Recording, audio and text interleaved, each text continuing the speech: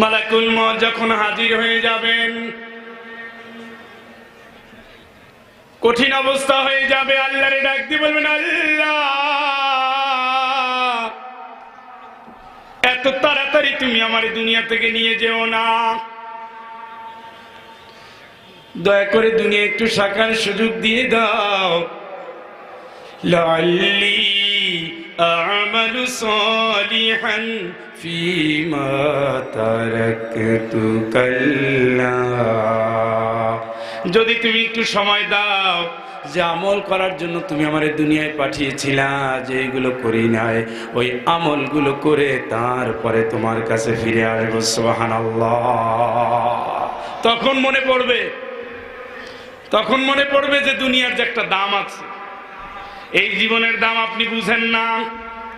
একটাই জীবন কত দামি।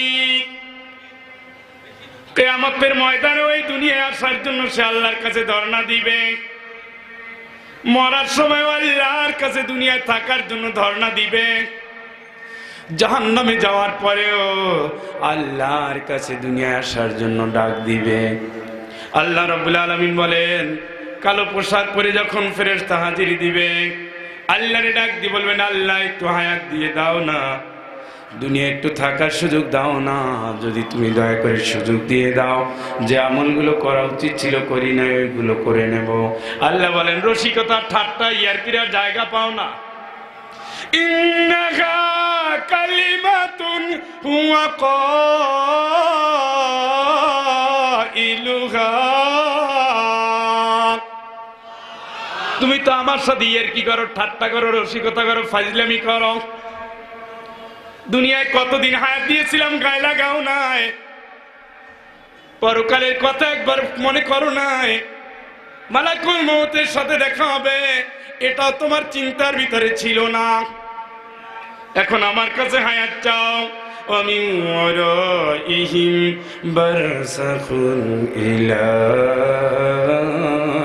ইয়াউমি ইউবআসুন, কিয়ামতের ময়দানে তোমার সাথে দেখা হবে, গুড বাই, এবার কবর দেশে যাও, হিসাব ফাইনাল করে আসো, ঠিক কিনা? এইটা হলো দুনিয়া থেকে বিদায় নেওয়ার সময়। কিয়ামতের ময়দানে আল্লাহর কাছে দাবি করবে, আলাউ তারা ইযিল মুজরিমুনা নাকিসু রুউসিহিম ইনদা রাব্বিহিম রব্বানা আবসারনা ওয়া সামি'না ফারজি'না না'মাল সালিহান ইন্না মুকিনুন। আল্লাহ রাব্বুল আলামিন বলেন, কিয়ামতের এই সিনারি দেখার পরে বান্দা আল্লাহরে দাবি করবে, আল্লাহ দুনিয়ায় যাওয়ার সুযোগ দাও, দেখেছি শুনেছি বিশ্বাস হয়ে গেছে, ও আল্লাহ যদি তুমি দয়া করে দুনিয়ায় যাওয়ার সুযোগ দিয়ে দাও, বিশ্বাস করো আল্লাহ ভালো আমল করব। সুবহানাল্লাহ বলেন, ওয়ালাউ তারা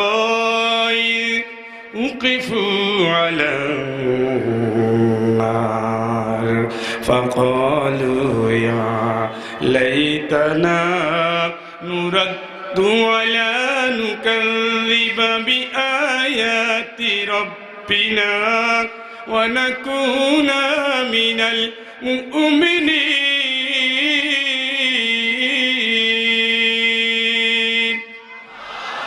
আল্লাহ বলেন, যখন আমি আল্লাহ জাহান্নামের পাশে আমার বান্দারে ডাক দেব, দাও নবী, ও নবী, ওই সময়ের অবস্থা কি হবে যদি তুমি দেখতে পেতে, কি হবে অবস্থা? জাহান্নামের কিনারায় যখন দাঁড়াবে, আল্লাহরে ডাক দিয়ে বলবে, আল্লাহ নুরাদ্দু ওয়ালা নুকাযযিবা নুরাদ্দু ওয়ালা নুকাযযিবা বিআয়াতি রাব্বিনা, যদি তুমি দয়া করে আমার একটা বার দুনিয়ায় পাঠিয়ে দাও, তোমার কাছে আল্লাহ ওয়াদা করছি আমি আর জীবনেও ইসলাম বিরোধী, কোরআন বিরোধী কাজ করব না, ঠিক কিনা? জীবনের দাম আছে না নাই? ونكون من المؤمنين ও আল্লাহ বিশ্বাস করো একেবারে মুমিন হয়ে তারপরে তোমার কাছে হাজিরা দেব ঠিক কিনা আল্লাহ তো রাজি হয়ে যাবেন কি মনে হয় কি মনে হয় بل بدا لهم ما كانوا يخفون من قبل এখন তো গোপনীয়তা ফাঁস মাস্তানির জায়গা নাই এখন তো আর তোমার পাশে কেউ দাঁড়ায় না এখন বাপ তোমার শত্রু মা তোমার শত্রু বউ তোমার শত্রু ভাই তোমার শত্রু নেতা তোমার শত্রু কর্মী তোমার ঠিক কি না فهل أنتم مغنون عنا من عذاب الله من شيء ও নেতা তোমার কথা শুনেছি বলেই তো আজকে জাহান্নামের সার্টিফিকেট আল্লাহ ধরাই দিয়েছে তুমি কি আমার একটু জাহান্নামের আযাব থেকে বাঁচাতে পারো নাকি লাউ হাদানাল্লাহু লাহাদাইনাকুম কেমনে পারবো আল্লাহ আমার হেদায়েত করলে তোরে দিতে পারতাম সাওয়াউন আলাইনা আযাসিনা আম সাবারনা মা লানা মিন মাহিস একই গতি তোর আমার একই গতি তোর যেই গতি আমারও সেই গতি তুইও জাহান্নামে আমিও জাহান্নামে কি সুন্দর রেজাল্ট হ্যাঁ এই জন্য আল্লাহর কাছে বলবে আল্লাহ দয়া করে তুমি আমার একটু দুনিয়া যাওয়ার সুযোগ দিয়ে দাও আল্লাহ বলবেন ক্বালু ইন হিয়া ইল্লা হায়াতুনা দুনিয়া সে বলবে হ্যাঁ আমি তোমারে চিনি না তুমি দুনিয়ার জীবনটাই বড় মনে করেছিলাম এই জীবনের পরে আর কোনো জীবন নাই খাওয়া দাও ফুর্তি করো জনগণের হক মারো আলেমদের ধরে কারাগারে ভরো জালিমের জুলুমের জনপদে ইমানদারের তাই হবে না বলে এই অত্যাচারী স্টিমুলার চালিয়ে সারা পৃথিবীটাকে তারা ধ্বংস করে দিচ্ছে ঠিক কিনা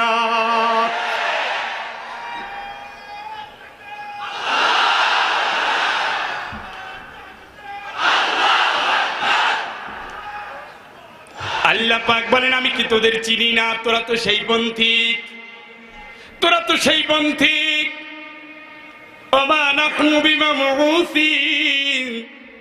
আমাদের তো কোনো ওঠা উঠি নাই আসন নসর কিচ্ছু নাই দেয়ার ইজ নো গড কিসের হিসাব কিসের কিতাব কিসের ফয়সালা ইয়ামা তুবাদদালুল আরদু গায়রাল আরদ এই জমিন পরিবর্তন হয়ে আরেক জমিনে পরিবর্তন হয়ে যাবে কি পাগলের কথা সেই দিন আসমানকে আল্লাহ রাব্বুল আলামিন গুটিয়ে নেবেন কি পাগলের কথা আল্লাহ রাব্বুল আলামিন বলেন সেই দিন ফেরেশতারা সারিবদ্ধভাবে দাঁড়িয়ে যাবে কি পাগলের কথা ওজি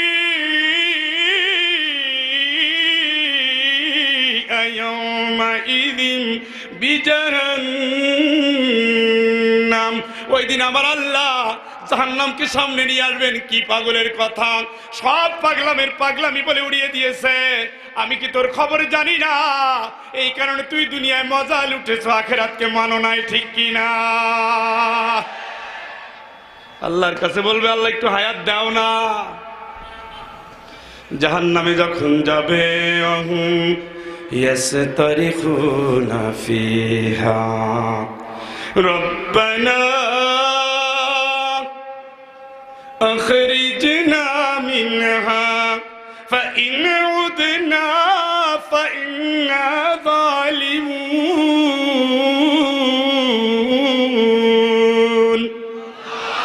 আল্লাহ পাক বলেন জাহান্নামের ভিতরে খালি চিৎকার করবে চিৎকার সাফির ভয়াবহভাবে জাহান্নামের ভিতরে চিৎকার করবে আর ডাক দিয়ে বলবে আল্লাহ রে আল্লাহ একটা বার কি তুমি আমারে দুনিয়ায় পাঠাতে পারো না বিশ্বাস করো তোমার কোরআনের প্রত্যেকটা বিধান মেনে মেনে তারপরে চলবো যদি অন্যায় করে তাইলে জালিম হব যা শাস্তি তুমি দিও আজকের জন্য আমারে ক্ষমা করে দাও এই জন্য বলি মরার আগ পর্যন্ত ধানাই পানাই যা করতে পারেন করে নেন মরার পরে বাপেরেও ছাড়বে না ঠিক কিনা বলেন আল্লাহ যেভাবে বলেছেন যখন যতটুকু অতটুকুই মানতে হবে, মানতে হবে না, মানতেই হবে। কি বলেন? ইসলাম তোমার জন্য পরিবর্তন হবে না, তুমি ইসলামের জন্য পরিবর্তন হবা। কোরআন তোমার জন্য নতুন করে নাজিল হবে না, কোরআনের জন্য তুমি নতুন করে পরিবর্তন হবা। রাসূলের জীবন তোমার জন্য চেঞ্জ হবে না, রাসূলের জীবন পড়ে তুমি রাসূলের মতো জীবন গড়বা। এখানে কোনো দানাই বানাই নাই, ধান্দাবাজি নাই, দুই নম্বরই নাই। লাকাদ কানা লাকুম ফি রাসূলিল্লাহি উসওয়াতুন হাসানা। আমি আল্লাহ অবশ্যই রাসূলের জীবনে তোমাদের জন্য আদর্শ দিয়েছি, ঠিক কিনা? কি আদর্শ মানে? পাগল মানুষগুলা। কার আদর্শ মানে? ওর জন্মের ইতিহাসে ঠিক নাই। কার আদর্শ মানো তুমি?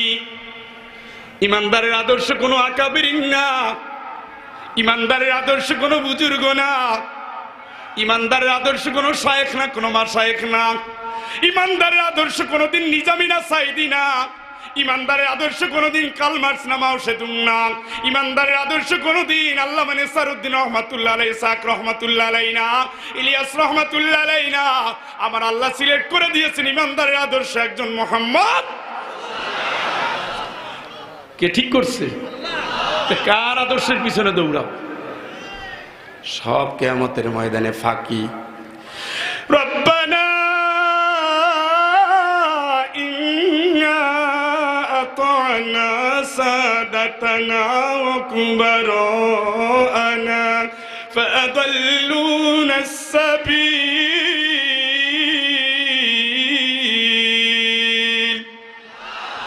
ও আল্লাহ, তোমার মানি নাই, নেতারে মেনেছিলাম, নেতার আদর্শ নিয়েছিলাম। আতিউল্লাহ ওয়া আতিউর রাসূল, আল্লাহর গোলামি কর, রাসূলের আন্দোলনে নেমে যা। তোমার কথা মানি না আল্লাহ, রাসূলের কথা মানি না আল্লাহ, নেতার গোলাম ছিলাম, বড় লোক টাকাওয়ালাদের গোলাম ছিলাম। ফাদাল্লুনাস সাবিলা, তারাই তো আমার বিপদগামী করেছে, তারাই বিপদগামী করেছে, ঠিক না?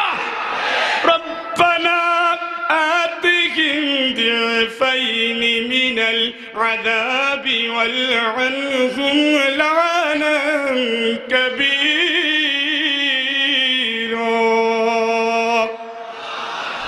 ও আল্লাহ, জানি তুমি শাস্তি দিবা, তো জানি, শুধু তোমার কাছে একটু দয়া করে আবদার জানাই, আমারে যে শাস্তি দিবা এর নিত্যুদের দ্বিগুণ শাস্তি তুমি আমার নেতা নেত্রীরে দিও, ঠিক না?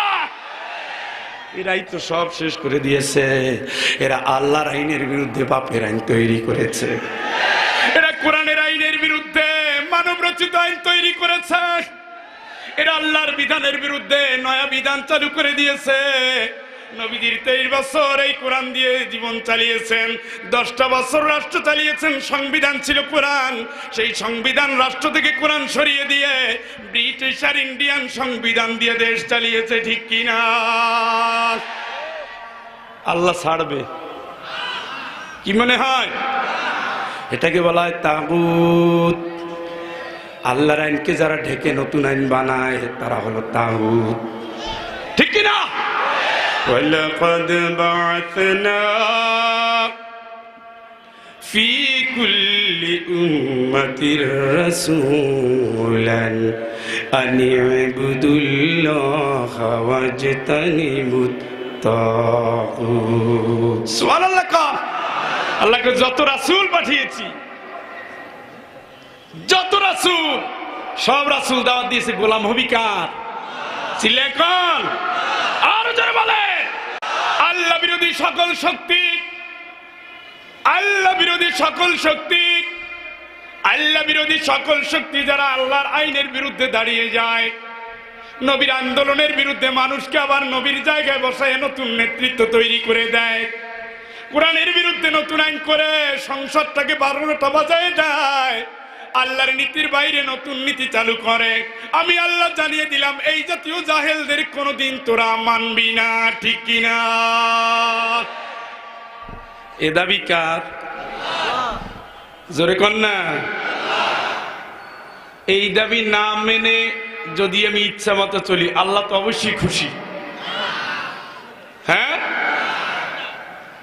এই জন্য বলি বন্ধু, মরার আগ পর্যন্ত যা করে নিতে পারেন, মরার পরে সব কেল্লা ফতে, আপনার জারি জুরি সব সোজা করে কবরে ঢুকাবে। সোজা সোজা হতে না চাইলে এই রানের উপরে বাঁধ দিয়ে, হাঁটুর উপরে গিরা দিয়ে, দুই বুড়ো আঙ্গুলের সাথে প্যাঁচ দিয়ে ডাক্তার বলবে যা চালান দিয়ে দিলাম। কি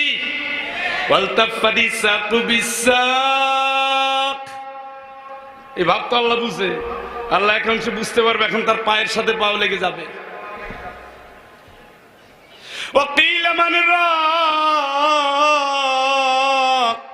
কে বাঁচাবে আমারে? কে কে কে রেডি?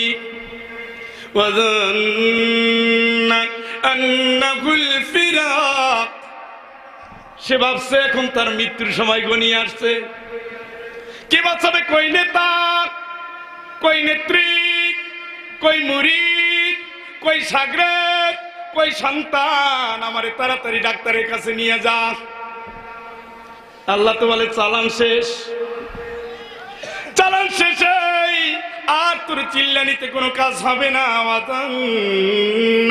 আন্নাহুল ফিরাক ওয়ালতাফাতিস সাকু বিসাক ইলা রাব্বিকা ইয়াওমা ইযিনিল মাসাক ফালা সাদ্দাকা ওয়ালা সাল্লা ওয়ালাকিন কাযযাবা ওয়া তাওয়াল্লা। আল্লাহ কয় জীবন ভর নামাজ পড়ে না, বেনমাজি বেঈমান, কোরআন মেনে জীবন আদর্শ করে নাই, নেতা যা বলেছে পাগলের মতো তাই শুনেছে, আমি আল্লাহর কথা মানে নাই। ফালা সাদ্দাকা ওয়ালা সাল্লা,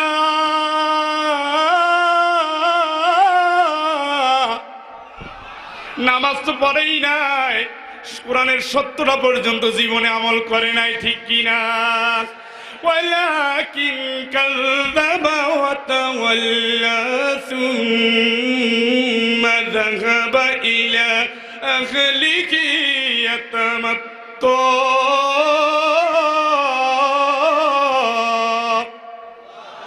আল্লাহ বলে মনের আনন্দে খুশিতে বাড়িতে যেত, বউর কাছে গিয়ে গল্প করত। একটা মৌলবাদীর আজকে কারাগারে পাঠাইছি, একটার গলা আজকে রাত্রে ঝুলাই দিছে, কি শান্তি।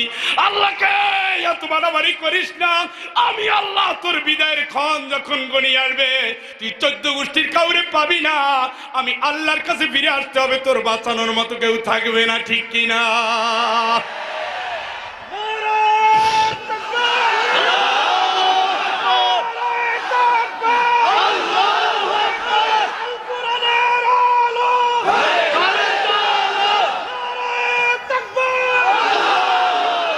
কোরআনের কথা, কোরআন। ওয়ালাকিন কাযযাবা ওয়া তাওয়াল্লা, কোরআন মানা তো দূরের কথা, হুজুরদের দিকে তাকায় কায় হায় রে মৌলবাদী, তোদের শেষ না করা পর্যন্ত আমাদের শান্তি নাই। যত দোষ কোন কায়দায় খুঁজা মুইজা, একটা পোকামাকড় দেখলেও দাড়ি খুঁজে পায়। রাতের ঘুম তো তেমনি বরবাদ হয়ে গেছে, এত আতঙ্ক এদের ধরেছে, এই আতঙ্ক কবরে যাওয়ার আগ পর্যন্ত আর ছাড়বে না। তা আল্লাহর একটা সিস্টেম আছে, যাদেরকে যে বেশি আতঙ্কিত হয় আল্লাহ তাদের পিছনে তাইরেই লেলিয়ে দেয়। কথা বুঝেন? হ্যাঁ, এই জন্য যা করতে পারেন সব মরার কি, মরার পরে আর কাজ হবে না। পরে কেন? মালাকুল মউত কালো পোশাক পরে যেই দিন আসবে, ওই দিনে কত ধানে কত চাল টের পাওয়া যাবে। এর আগ পর্যন্ত যা করে নিতে পারেন না, মরা তো আর লাগবে না। কি? হ্যাঁ, বুঝে নিয়ে কথা ক্লিয়ার। আল্লাহ যা বলছে মানতে হবে না, মানতেই হবে। রাসূলের আদর্শ অনুসরণ করতেই হবে। হুজুর আদর্শ তো মানি হুজুর, এই যে খাওয়ার পরে মিষ্টি খাইলাম, আপনি দেখেন না, আপনার দেখাই তো খাইলাম। রাসূল যে দাড়ি রাখতেন আমিও রেখেছি, টুপি পরতেন আমিও পড়েছি। রাসূল যে যুদ্ধে যেতেন, আমিও গিয়েছি। রাসূলের আন্দোলনে জীবন ভর আমি কাজ করেছি। হুজুর আপনি আবার কেন দৌড়ে যান? এবার আমার আল্লাহর কোরআনের আয়াত শুনেন, ইস্তাগফির লাহুম ওয়ালা তাস্তাগফির লাহুম ইন তাস্তাগফির লাহুম ৭০ মাররাতান ফালান ইয়াগফিরাল্লাহু লাহুম। জোরে জোরে বলেন আল্লাহু আকবার। নবীর প্রিয় সাহাবী ছিলেন আব্দুল্লাহ। তার বাবার নাম ছিল আব্দুল্লাহ বিন উবাই ইবনে সালুল। খেয়াল করেন, তার একটা তরবারি ছিল, যেই তরবারি নিয়ে তিনি যুদ্ধে যেতেন নবীর সাথে। দাড়ি টুপি পাঞ্জাবি তো ছিলই। আব্দুল্লাহ যেই দিন মরে যায়, দৌড় দিয়ে আব্দুল্লাহর বাবা আব্দুল্লাহ বিন উবাই যেদিন মরে যায়, নবীজির কাছে এসে বলছি, ইয়া রাসূলুল্লাহ আপনি আপনার জামাটা দেন, আব্বার গায়ে দেব। ও নবী, আমার বাবার কবর অবশ্যই আপনার জানাজার মাধ্যমে হবে। রাসূল বলেন, আব্দুল্লাহ যাও। খুব স্নেহ করতেন তো, ঠিক আছে যাও। নিজের পোশাক দিয়ে দিলেন। নবীজি তার জানাজা পড়লেন। ওমর রাদিয়াল্লাহু তাআলা জামার টান দিয়ে ধরেছি, ইয়া রাসূলুল্লাহ আপনি করেন কি? আপনি যাইয়েন না। কত কষ্ট দিয়েছে আপনার মনে নেই? আপনার বউর বিরুদ্ধে জিনার অপবাদ দিয়েছে, আপনি জানেন না? নাউজুবিল্লাহ। আপনি জানেন না উহুদ যুদ্ধ থেকে কিভাবে পলায়ন করেছে ৩০০ সৈনিক নিয়ে? আপনি কি ভুলে গেছেন? আপনার বিরুদ্ধে কত ষড়যন্ত্র করেছে, আউস খাজরাজ গোত্রের গন্ডগোলগুলো পাকিয়ে রেখেছে। জীবনে যতদিন ছিল আপনারে সুস্থ মতো থাকতে দেয় না। মুসলমানের চেহারা ধরে মুনাফিকের নেতা হয়েছিল সারা জীবন, ঠিক কিনা? আল্লাহ রাসূল বলেন, ওমর তুমি আমার বাধা দাও কেন? আল্লাহ তো না করে নাই। ওমর যেন তেন জিনিস না, খাঁটি জিনিস। সুবহানাল্লাহ। ওমর চেয়েছে অথচ হয় নাই। ওমরের চাওয়ার উপরে নির্ভর করে আল্লাহ 20টি আয়াত নাজিল করেছে। সুবহানাল্লাহ। 20টি আয়াত ওমরের দাবির প্রেক্ষিতে আল্লাহ নাজিল করেছে। পর্দার আয়াত ওমরের দাবির প্রেক্ষিতে আল্লাহ নাজিল করেছে। সুবহানাল্লাহ। কবরে দিয়ে এবার নবীজি হাত তুলছে। আল্লাহ কো নবী, এ পর্যন্ত যা করছেন তা না হয় করলেন, কিন্তু এবার যদি আপনি 70 বার, কয়বার ঘুমাই গেছেন? কয়বার? 70 বারও যদি আপনি এই মুনাফিকের জন্য আমার কাছে তওবা করে দোয়া করেন, আমি আল্লাহ জানাই দিলাম কোনদিন আমি আল্লাহ একে ক্ষমা করব না, ঠিক কিনা? আমি কোরআন পড়ে যতটুকু জেনেছি, রাসূলের সাথে থেকে সে কোনোদিন ইসলাম বিজয়ী হোক চাইতো না। এখনো দেখবেন দাড়ি টুপিওয়ালারা মহামিছিল শুরু করে দিয়েছে। কোরআন দিয়ে রাষ্ট্র চলুক এটা তারা চায় না। কোরআনের রাষ্ট্র গঠন হোক এটা তারা চায় না। মিষ্টি খেয়ে সুন্নত খোঁজে, দাঁত মাজে আর সুন্নত খোঁজে, ঠিক কিনা বলেন? অথচ এই জন্যই আল্লাহ রাসূল দুনিয়া এসেছিলেন লিউযহিরাহু আলা দ্বীনি কুল্লিহি, তামাম দুনিয়ার সব মতবাদের উপরে ইসলামের বিজয়। সুবহানাল্লাহ। জোরে কোন না সুবহানাল্লাহ। সে চাই নাই। তোমরা যদি লক্ষ্যবার চেষ্টা করো, যে আন্দোলনের ভিতরে দিনের বিজয় কর্মসূচি নাই, আর যাই হোক ওটা ইমানদারের আন্দোলন হতে পারে না। যেই জীবনের ভিতরে আমার নবীজির নবুয়তের 23টা বছর কর্মসূচি নেই, আল্লাহর কসম ওটা কোনোদিন হকের আন্দোলন হতে পারে না। যে আন্দোলনের ভিতরে সাহাবীদের রক্ত দেওয়ার নজরানা নেই, নবীর রক্তাক্ত জীবনের নজরানা নেই, আল্লাহর কসম ওটা কোনোদিন হকের ইসলাম হতে পারে না। মিষ্টি খেয়ে ইসলাম কায়েম হয় না। দেখেন না, অন্ধ সাহাবী উম্মে মাকতুম, অন্ধ মানুষ, চোখে দেখে না। কি কি মানুষ? অন্ধ। আল্লাহ পাক তার সৌজন্যে সপ্তম আসমান থেকে একটানা 16টা আয়াত নাজিল করেছে। সুবহানাল্লাহ।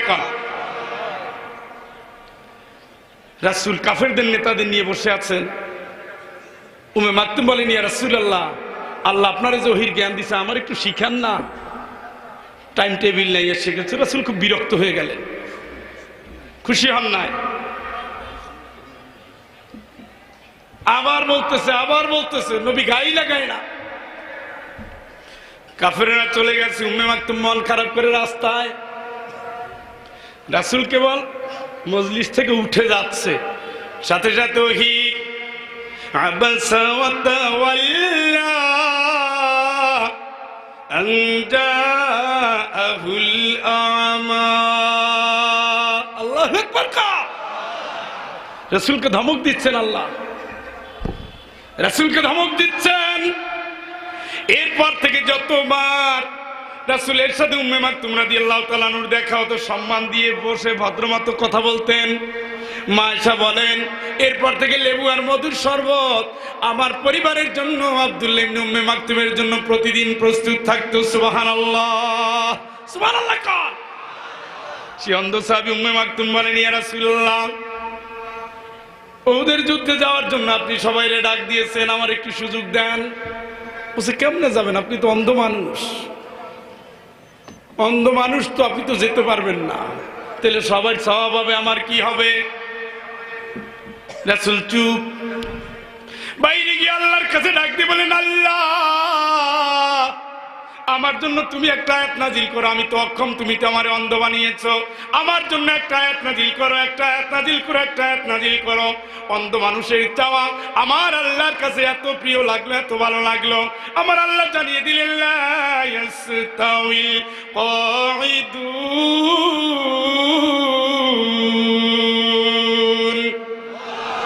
দুই ধরনের মানুষের জন্য আমি আল্লাহ সুযোগ দিয়েছি, একটা অক্ষম, একটা অসহায়। এছাড়া যারা ঘরে বসে আল্লাহ আল্লাহ করে আর যারা রাজপথে দিনের জন্য লড়াই করে, ফাদ্দালাল্লাহুল মুজাহিদিনা ফি সাবিলিল্লাহি বিআমওয়ালিহিম ওয়া আনফুসিহিম আলাল কাঈদিনা দারাজা। চিৎকার করে বলেন আল্লাহু আকবার। ঘরে বসে আল্লাহ আল্লাহ করে আর একদল রাজপথে জীবন দেয়, লড়াই করে মরে যায়, শহীদ হয়ে যায়, কারাগারকে বরণ করে নেয়। আমি আল্লাহ ঘরে বসে যারা জিকির আজকার করে আল্লাহরে ডাকে, এদের চেয়ে দিনের পথের মুজাহিদ যারা রাজপথে লড়ে যায়, ওদের সম্মান, ওদের গৌরব, ওদের ইজ্জত আরো বাড়ায় দেই। সুবহানাল্লাহ, সুবহানাল্লাহ বলেন। উম্মে মাকতুমের সৌজন্য আল্লাহ জানিয়ে দিলেন, যারা অক্ষম তাদেরও সমান সওয়াব। সুবহানাল্লাহ। রাসূলের জামানায় উম্মে মাকতুম সুযোগ পান নাই। ওমর রাদিয়াল্লাহু তাআলা প্রত্যেক গভর্নরের কাছে চিঠি দিলেন। এই গভর্নরেরা যার একটা বাহন আছে, একটা তরবারি অন্তত আছে, কিছু না থাকলেও যার জীবনটা সুস্থ আছে, যে অসুস্থ নয়, মাজুর নয়, বুড়া নয়, তারা যেন অবশ্যই যুদ্ধের ময়দানে কাদেসিয়ার যুদ্ধের জন্য রেডি হয়ে যায়। এই কথা শোনার সাথে সাথে অন্ধ সাহাবী উম্মে মাকতুম রাদিয়াল্লাহু তাআলা আনহু যুদ্ধের পোশাক পরে ওমর রাদিয়াল্লাহু তাআলা আনহুর সামনে এসে হাজির। সুবহানাল্লাহ। একজনে কানাঘুষা করে, দেখছো অন্ধ, সেও আসছে যুদ্ধে, গুতা মারে। উম্মে মাকতুম শোনে আর বলে, আমি আসছি, তাদের সমস্যা কি? তোরা পালাবি, আমি দাঁড়াই থাকবো। সুবহানাল্লাহ। আমি চোখে দেখি না, আমি কি দাঁড়াই থাকবো? ওমর রাদিয়াল্লাহু তাআলা বলে, আপনি কেমনে যাবেন? আল্লাহ তো আপনাকে রুখসাত দিয়েছে। আপনি আমার না করেন, আমার মনে আশা আমি যুদ্ধে গিয়ে শহীদ হয়ে যাব। সুবহানাল্লাহ বললেন না? হ্যাঁ, অন্ধ মানুষ হাফেজ, মুয়াজ্জিন, কিয়ামতের ময়দানে তার কণ্ঠ সবচেয়ে উঁচু হবে। সুবহানাল্লাহ। জীবনে একটাবার শখ করে রাখ, আমিরুল মুমিনিনের কাছে বলছিল, আমিরুল মুমিনিন, আপনি দয়া করে আপনার এই যুদ্ধের মুসলমানদের পতাকাটা আমার হাতে দিয়েন। বলছে, আপনার হাতে পতাকা দিলে অবস্থা কি হবে যুদ্ধের? বলছে, না কিছুই হবে না, আমি রক্ষা করবো ইনশাআল্লাহ। কিন্তু আল্লাহ রাসূল ওই যুদ্ধে আমির বানিয়েছিলেন, এই ওমর রাদিয়াল্লাহু তাআলা আনহু আমির বানিয়েছিলেন সাদ বিন আবি ওয়াক্কাস। যুদ্ধের ময়দানে সাদের কণ্ঠ শুনে শুনে তার পাশে দাঁড়ায়। একদিন দুই দিন চলে যায়, যুদ্ধের কোনো খবর নাই। তৃতীয় দিন যেদিন পার হচ্ছে, এবার মুসলমানদের হাতে বিজয় চলে আসলো। খোঁজ নিয়ে দেখা যায় উম্মে মাকতুম কোথায় কোথায় চলে গেছে। উম্মে মাকতুম কেউ তার খুঁজে পায় না। গিয়ে দেখি মুসলমানদের পতাকা গায়ে জড়িয়ে দিয়ে হযরত উম্মে মাকতুম রাদিয়াল্লাহু তাআলা আনহু শহীদ হয়ে গেছে। সুবহানাল্লাহ, সুবহানাল্লাহ। কার অন্ধ মানুষ, লজ্জা থাকা উচিত মুসলমান তোমাদের। ফতোয়া দাও যুদ্ধের জন্য, ইসলামের জন্য জিবরাইল আমিনকে পর্যন্ত আল্লাহ পাক তরবারি দিয়ে দুনিয়ায় পাঠাইছে। সুবহানাল্লাহ। রাসূল বলছে জিবরাইল ধুলায় ধূসরিত হয়ে নেমে আসছে। সুবহানাল্লাহ। মিকাইল আলাইহিস সালামকে আল্লাহ তরবারি দিয়ে পাঠিয়েছে ইসলামের জন্য, ইসলামকে প্রতিষ্ঠার জন্য, কাফেরদের বিরুদ্ধে মুসলমানদের সাহসী নেতৃত্বে সংগ্রামী যোগ্যতা সম্পন্ন করার জন্য, আল্লাহর সাহায্য বিজয়ের জন্য ফেরেশতা পর্যন্ত যুদ্ধের সৈনিক হিসেবে রাজপথে নেমেছে। ঠিক কিনা?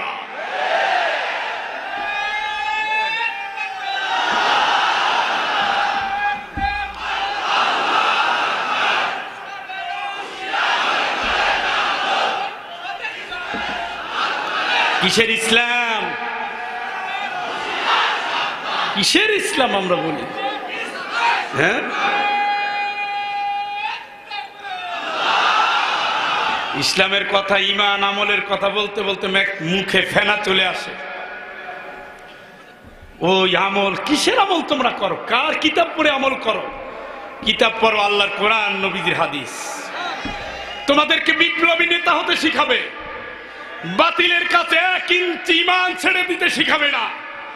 রাসূলের নির্বাচিত সৈনিক হতে শিখাবে। তোমাদের হাতে দিনের বিজয়ের পতাকা অপেক্ষা করছে। এই পাবনার আল্লাহর গোলামের জেগে ওঠো নরসারুদুলের মতো। এই জমিন তোমাদের বিপ্লবের অপেক্ষায় অপেক্ষমান।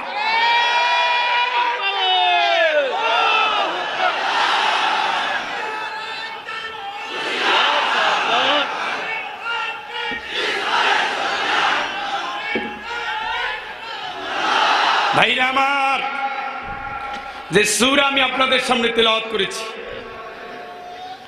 এর ব্যাকগ্রাউন্ড হিসাবে আমি বলছিলাম আল্লাহ যা বলছে মানেন, গোজামিল দিয়ে কোনো পার পাওয়া যাবে না। ওই 2 হুজুরের মুরিদ হয়েছি, ফিক্কে ধরে ফালাই দিবে। এনায়েতপুরি আর চন্দ্রপুরি এই সমস্ত ফাইজলামির জায়গায় ইসলামে নাই।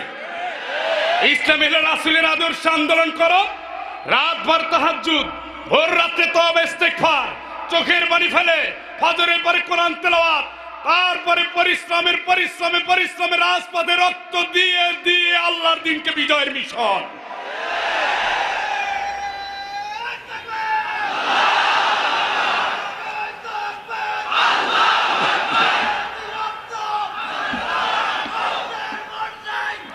বন্ধুরা আমার প্রত্যেকটা বাক্যের বক্তব্যের পিছনে সাহাবাদের জীবনী সামনে আছে। আপনাদের কারো মনে কোনো ধোঁকা লাগলে আমাকে বলতে পারেন, আমি সাহাবীর নাম ধরে আপনাদের জানিয়ে দিব এই সাহাবীর মাধ্যমে আল্লাহ কোরআনের এই ফয়সালা দিয়েছেন। সাহাবীদের চাওয়ার উপরে আল্লাহ খুশি হয়ে কোরআনের আয়াত নাজিল করেছে। সুবহানাল্লাহ। আজকে মুসলমান, তোমরা পরাজিত হবে না, লাঞ্ছিত হবে না, কি হবে? কোরআনকে তোমরা এখন তাবিজের কিতাব বানিয়ে ফেলেছো।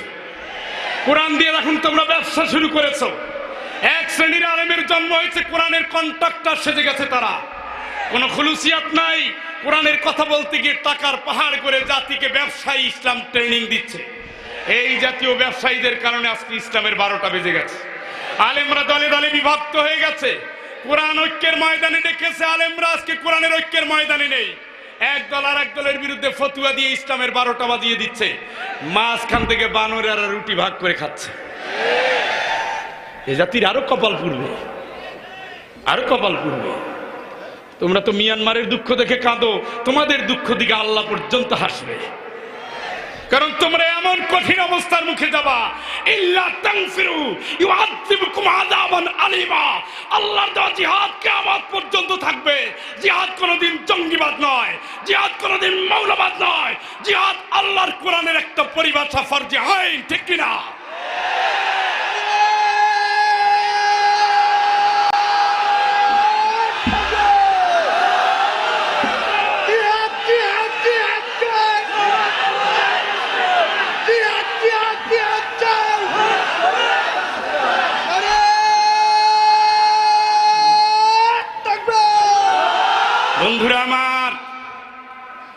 রাসূল বলেছেন জিহাদ চলবে কিয়ামত পর্যন্ত। আল্লাহর দ্বীনের পতাকাকে সমুন্নত রাখার জন্য এক ঝাঁক মর্দে মুজাহিদের দ্বীনের বিজয়ের স্বপ্ন নিয়ে যারা বিজয়ের গান রচনা করবে, জীবনের কোনো মায়া তাদের ক্লান্ত করবে না, প্রিয়ার চোখের অশ্রু তাদেরকে বেসামাল করবে না, সন্তানের মোহ তাকে অন্ধ বানিয়ে দিবে না। ফালিউকাতিল ফি সাবিলিল্লাহিল্লাযীনা ইয়াশরুনাল হায়াতাদ দুনিয়া বিল আখিরাহ, তারা দুনিয়ার সুযোগ সুবিধা আখিরাতের বিনিময়ে জান্নাতের আশায় তারা কিনে নেবে। এর আল্লাহর দ্বীনের পথের মুজাহিদ হয়ে স্বপ্নরাঙা পথ ধরে, শহীদি পিচ্ছিল রক্তের পথ ধরে, বাধার পাহাড়গুলো অতিক্রম করে, মরুভূমির সাইমুম অতিক্রম করে, সিন্দাবাদের মতো গভীর নোনা দরিয়ায় এরা ঝাঁপ দিয়ে এই পৃথিবীর বুকে ইসলামের বিজয় পতাকাকে তারা তুলে ধরবেই ধরবে, ঠিক কিনা?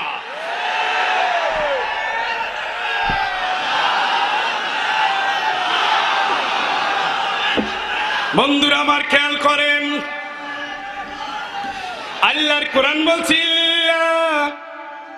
তানফিরু ইউআযিবকুম আযাবান আলীমা ওয়া ইয়াস্তাবদিল কওমান গায়রাকুম ওয়া লা তাদুররুহু শাইআ। চিৎকার করে বলেন আল্লাহু আকবার। তোমরা যদি দ্বীনের বিজয়ের পথের মিশন থেকে পিছনে সরে যাও, এই পথ যদি তোমাদের ভালো না লাগে, তোমার নামাজ, রোজা, হজ, যাকাত, তাসবিহ, তাহলিল, মায়ের খেদমত, দান করা, সাদকা করা, মাহফিলে বসা, স্লোগান দেওয়া, একটাও তোমার জাহান্নামের আগুন থেকে বাঁচাতে পারবে না। যুদ্ধের ময়দানে রাসূল রওনা দিয়েছেন, নবীজির নামাজ পর্যন্ত বাতিল হয়ে গেল। যুদ্ধের ময়দানে রওনা দিয়েছেন, নবীজির রোজা পর্যন্ত বাতিল হয়ে গেল, ঠিক কিনা? কি বলছেন আপনি? কোথায় আছেন আপনার?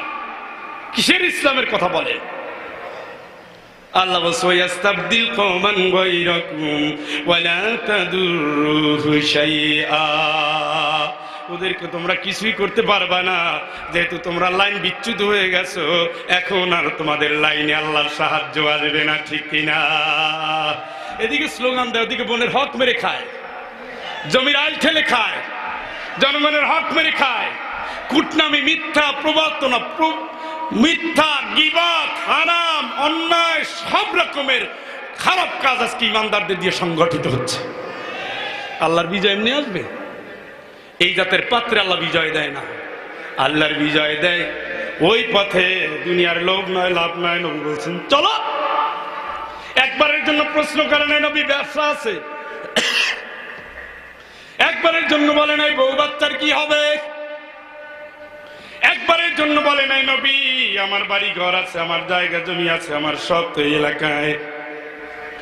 রাসূল বলেন অচিরেই তোমাদের সিদ্ধান্ত আসবে, দিনের জন্য হয়তো তোমাকে অন্য পথ ধরতে হবে। আল্লাহ রাসূল বলার সাথে সাথে সাহাবারা দল বেঁধে রওনা দিয়েছেন, ঠিক কিনা? ঠিক কিনা বলেন? আপনি পারবেন? এত সস্তা? খেয়াল রাখতে হবে এইগুলো। গোজামিলের কোনো জায়গা চলবে না ইমানদারের। হকের পথে তুই অগ্রসর হয়ে যা, অন্যায়কে নির্মূল কর। এই দুটি কাজ, এই তিনটি কাজ আমার আল্লাহ প্রত্যেক বাপ যেন সন্তানকে এই তালিম দেয়। এই জন্য আল্লাহর পক্ষ থেকে একটা নিদর্শন, আল্লাহর পক্ষ থেকে একটা ঘোষণা। জোরে বলেন সুবহানাল্লাহ। সুবহানাল্লাহ। সন্তানকে বাবা মা ট্রেনিং দিবে। কে ট্রেনিং দিবে? কথা বলেন, কে দিবে? প্রত্যেক বাবা মা। আপনি মনে করেন না আপনার সন্তান হয়েছে আপনি 7 খুন মাপ, না না। আজকে যদি সমাজের ইমানদাররা দায়িত্ব পালন করত, এই সমাজে ইয়াবা আসতো না, ইয়াবা আসতো না, এই সমাজে লজ্জা থাকতো না, এই সমাজে হায়ার টানাটানি হতো না, এই সমাজে বেলেল্লা বলা থাকতো না, এই সমাজে মাদক থাকতো না, এই সমাজে নিরক্ষরতা থাকতো না, এই সমাজে হারামি থাকতো না, এই সমাজে অস্ত্রের যন্ত্রণানি থাকতো না, এই সমাজে কোরআন বিরোধীরা থাকতো না, এই সমাজে ইসলাম বিরোধীদের জায়গা হতো না, ঠিক কিনা? আমরা আমাদের দায়িত্ব থেকে সরে গিয়েছি, আমরা গোজামিল দিয়ে পার হচ্ছি। সন্তান আল্লাহ দিয়েছেন নিয়ামত, এই নিয়ামতটাকে আমরা নষ্ট করে ফেলছি। আল্লাহর কোরআন অনুযায়ী সন্তানকে পরিচালিত করছি না। সন্তান এখন মানুষ হয়, মানুষের জন্য পাড়াপাড়ি করছি। সন্তান শিক্ষিত হওয়ার জন্য আমরা অনেক চেষ্টা করছি। এই জন্য শিক্ষিত হচ্ছে, সাথে সাথে 1 নম্বর শয়তান হচ্ছে, ঠিক কিনা?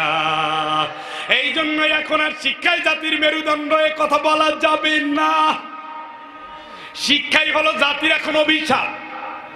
সমাজের যত ক্রাইম, যত অন্যায়, বেশিরভাগ শিক্ষিত মানুষের হাত দিয়ে আসে, ঠিক কিনা বলেন? আসলে সুশিক্ষাই জাতির মেরুদণ্ড, সুশিক্ষাই জাতির মেরুদণ্ড, সুশিক্ষাই জাতির মেরুদণ্ড। যেই সমাজে সুশিক্ষা নাই, ওই সমাজে কোনোদিন মানুষগুলো ভালো হতে পারে না, ঠিক কিনা? সুশিক্ষা এগুলো গাছে ধরে না, এগুলো ট্রেনিং আছে। আপনি যদি ভালো শিক্ষা দিতেন আপনার ছেলের, নামাজ পড়াতেন যদি ছোটবেলা থেকে, এই ছেলেগুলো ইউনিভার্সিটিতে গিয়েও নামাজ পড়তো, কলেজে গিয়েও নামাজ পড়তো। কিন্তু আপনার ট্রেনিং এর ভিতরে গোজামিল আছে। এই কারণে ইউনিভার্সিটিতে যায়, কলেজে যায়, নামাজি ছেলেগুলো দেখে ওরা আক্রমণ করে, ঠিক কিনা? ঠিক কিনা বলেন? আল্লাহ পাক বলেন, আল্লাযীনা আমানু ওয়াত্তাবা'তুহুম যুররিয়াতুহুম বিঈমানিন আলহাকনা বিহিম যুররিয়াতাহুম ওয়া মা আলাতনাহুম মিন আমালিহিম মিন শাই। জোরে জোরে বলেন আল্লাহু আকবার। বাবা যদি ইমানদার হয়, মা যদি ইমানদার হয়, সন্তানও যদি ইমানদার হয়, আমার আল্লাহ এদেরকে এক জান্নাতে থাকার ব্যবস্থা করবেন। সুবহানাল্লাহ, সুবহানাল্লাহ কার? ও বন্ধু, খেয়াল করেন, প্রত্যেক বাবা, প্রত্যেক মা সন্তানকে ছোটবেলা থেকে ট্রেনিং দিবে। আমার আল্লাহ রাব্বুল আলামিন বলেন, এই ট্রেনিং তাকে দিতে হবে। এটা কঠিন পথ, দুর্গম পথ, কঠিন পথ, জটিল পথ। এই পথে চলতে গেলে দুঃখ আছে, বাধার পাহাড় আছে। এই পথে চলতে গেলে কষ্টের পরে কষ্ট আছে। ওই কষ্টকে বরণ করে নেওয়ার জন্য আমার আল্লাহ কোরআনে ট্রেনিং দিয়েছেন। আসবির আলা মা আসাবাক। ও আমার কলিজার টুকরা সন্তান, যতই তোমার উপরে বিপদ আসুক না কেন, দিনের দাওয়াত তুমি দিয়ে যাবা, অন্যায় তুমি প্রতিরোধ করবা। যতই বিপদ আসুক, বিপদে তুমি ধৈর্য ধরবা, ঠিক কিনা? ঠিক কিনা বলেন? রাষ্ট্রকে দায়িত্ব দিয়েছে, আল্লাযীনা মাক্কান্নাহুম ফিল আরদি আকামুস সালাহ ওয়া আতাউজ যাকাহ ওয়া আমারু বিল মারুফি ওয়া নাহাউ আনিল মুনকার।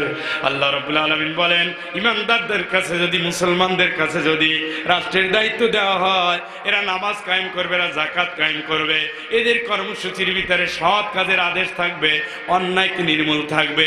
এই কাজ যদি কোনো মুমিন সমাজে চালু হয়ে যায়, আল্লাহর কসম করে বলি, আল্লাহ নিষিদ্ধ ফায়সা কাজ হতে পারে না, মদের ব্যবসা চলতে পারে না, হাউজে জুয়া চলতে পারে না, অন্যায় অশ্লীলতা চলতে পারে না, খুন খারাপি চলতে পারে না, জেনা ব্যভিচার চলতে পারে না, এসিড নিক্ষেপ চলতে পারে না, সন্ত্রাসীগিরি চলতে পারে না, চাঁদাবাজি করে মানুষের জীবন ধ্বংস করা যেতে পারে না, ঠিক কিনা? ঠিক কিনা বলে? সন্তান এখন আর এই ট্রেনিং দেয় না বলে সন্তান এখন অস্ত্র নিয়ে খেলে। এই ট্রেনিং নেই বলে সন্তান এখন দুর্নীতি করে। ছাত্র বয়সে তারা কোটি কোটি টাকার মালিক হয়, নারীদের নিয়ে রাত কাটায়, হারামের উপরে ঘুমায়, দুনিয়ার জীবনটা বরবাদ করে দিয়ে, পরকালের ধান্দা বাদ দিয়ে দুনিয়া জনমের মতো খেয়ে ধরে ধ্বংস করে দেয়। আল্লাহর দেওয়া আমানত এই জীবন, এই জীবনটা কোন পথে বেসামাল হয়ে গেল একবারও ভাবে না, ঠিক কিনা? ঠিক কিনা বলেন? এই জন্য প্রত্যেক মায়ের, বাবার, ইমানদারের দায়িত্ব, এই ট্রেনিং যদি না দেন, আপনার মেয়ে ঐশী হবে, আল্লাহর কসম ঠেকাতে পারবেন না। এই ট্রেনিং যদি না দেন, আপনার ছেলে ধর্ষণ করে উৎসব করবে, আপনি প্রতিরোধ করতে পারবেন না। এই ট্রেনিং থেকে সরে গেছেন বলেই আপনি আজকে এলাকার মাতুব্বর, আপনার চোখের সামনে আপনার সন্তান বিচার করছে। আপনি এই পথ ছেড়ে গিয়েছেন বলে আপনার সন্তানেরা আপনাদের সামনে বেয়াদবি করছে, আপনারা এটা করছেন বলেই আপনি হাজী সাহেব আপনার সন্তান খুনের 3 নম্বর আসামি হয়ে যাচ্ছে, ঠিক কিনা? একটা সমাজ দেহ কোনোদিন সুস্থ থাকবে না যদি আল্লাহর দেওয়া আমানতকে সে ঠিকমতো পালন না করে। বন্ধুরা আমার, কথা কি বোঝা যায়? কথা বলেন। আমি যেহেতু একটু দেরিতে উঠেছি, আমার মনে হয় আমি আপনাদের নিয়ে মোনাজাতের দিকে অগ্রসর হওয়া ভালো। যেহেতু আগামীকালকে মাহফিল আছে, আপনারা আবার কালকের মাহফিলে আসবেন।